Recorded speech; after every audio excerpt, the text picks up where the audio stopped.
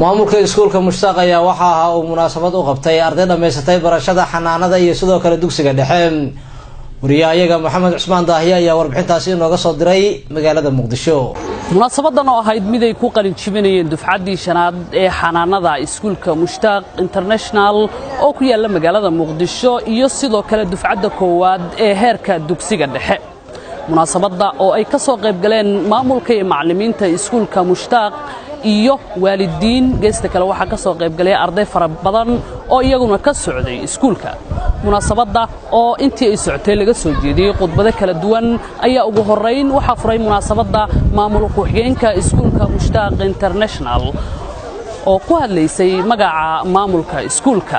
maanta waxaan uga gol xareynaa inaan isugu imaanay 2017 2018 dufcaddii shanaad oo ka qalin jibisay xanaanada iyo waliba sanadkii koowaad dugsi dhexe uu soo gudbay Mushtaaq ay u gudubtay sanadkii dugsiga sare aan rajaynayna hadii Ilaahay raalli ka noqdo. sidoo kale waxa goobta ka hadlay qaar kamid ah macallimiinta iskuulka Mushtaaq oo iyaguna khudbado wax ku ool ka soo jeediyay. dadkan ahayna waxa waaye ardaydan Ilaahay subhanahu wa ta'ala mas'uuliyadiisa wali isweydiina marka dadka la diyaarinayo u baahan wadanka inay wax u taraan ardaydan yar waa quruxda badan. marka insha Allah ta'ala waalidiinta way dadaalayaan juhdigooda ay ka soo baxeen waxaan ka rajaynaynaa insha Allah ta'ala ardayda inay dhisaan ee ka warqabaan waxbarashadooda. waxbarashada waa muhiim waa waxaan laga maarmin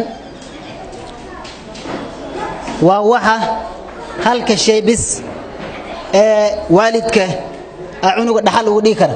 geesta kale waxa iyaguna ka hadlay qaar kamid ah waalidiinta ardayda ka qalin jibisay iskuulka isla mar ahaantaana maanta loo dhigayay xafladan marka ka soo qabal gaar ahaan oo hoos u soo dhaadhacdo waxa fadhiya hooyooyina fadhiyo hooyooyinka fadhiyo iyo aabayaasha fadhiyo nisbada yaa badan asleenahay su'aal waa yaa badan hooyooyinka badan laajidaalika dalkeenan waxa badbaadiyay dhaxda u xirtay maaragtay mas'uuliyadda ilmaha qaaday meel walbaba hooyaa socoto cunuga jiidayso war aawin doorkeena doorkii aabayaasha la hadlay doorkeeni. ugu dambeynna waxa goobta ka hadlay maamulaha iskuulka Mushtaaq International oo isaguna ka soo jeediyay halkaas khudbad wax ku ool ah.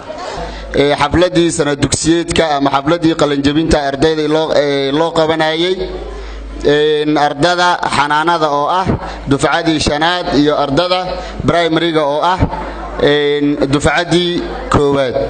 alxamdulillah Allah ya mahad iska leh inoo surugeliyay maanta in xafladeeni ay inoo qabsanto waliba si habsami leh taas waa Allah ayaan ugu mahad celinaynaa. iskuulka runtii waxa qabadkiisa aad ay u fara badan yahay. waqtiga iskuulka la aasaasay ilaa hadda waxa ka qalin jabisay dhowr dufcadood oo ah dhanka xanaanada. dufcadii koowaad ee ardada xanaanada ka qalin jabisay tiradoodii waxa ay gaaraysay 10 arday. ardayda qalin jabinaysay oo daadoodu aad u hooseeyay ayaa soo jiitay indhaha dad badan. Maxamed Cusmaan Daahiye, Somali Cable TV, magaalada caasimadda Muqdisho.